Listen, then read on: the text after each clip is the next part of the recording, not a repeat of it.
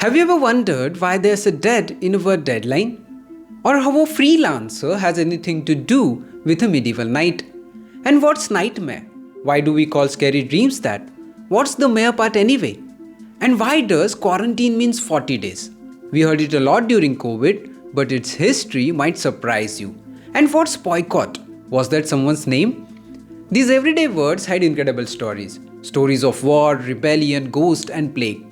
And once you learn where they came from, you will never forget what they mean. Hello, it's Rajesh, and today we are diving into the fascinating origin of these everyday words. Starting with one word that used to mean life and death: deadline. Back in the American Civil War, there were prison camps.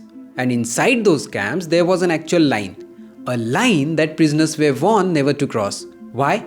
Because if you did, you would be shot dead. That line was called the deadline. Now thankfully no one's getting shot when missing a project today. But the pressure still kinda deadly, right? That's how deadline became the word we use for time limits. So next time when someone says your deadline is tomorrow, at least you are not getting shot. Freelancer. Today, freelancer is someone who works for themselves.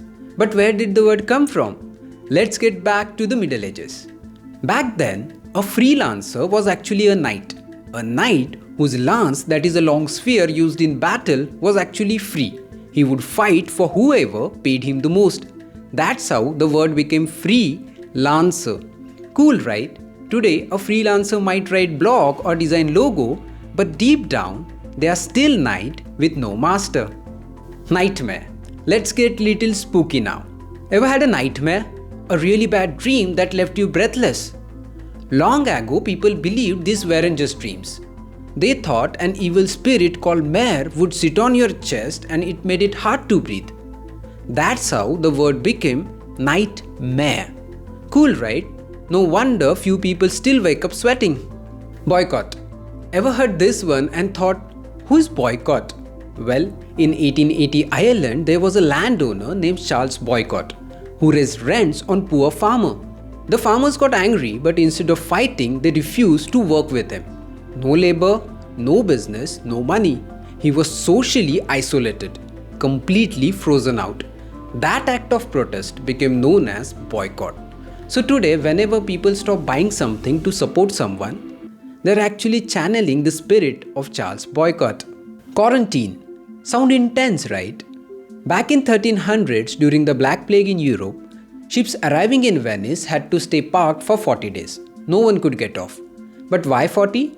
Because in Italian, quaranta means 40 and quarantina gorni means 40 days. There we got the word quarantine. So next time you are stuck at home with flu, just be glad you are not locked on some smelly ship from the 1300s. Isn't that amazing? Words are not just random sounds.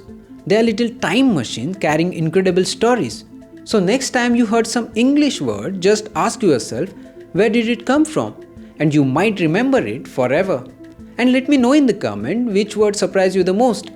And don't forget to like, share and subscribe for more amazing videos. Have an amazing day.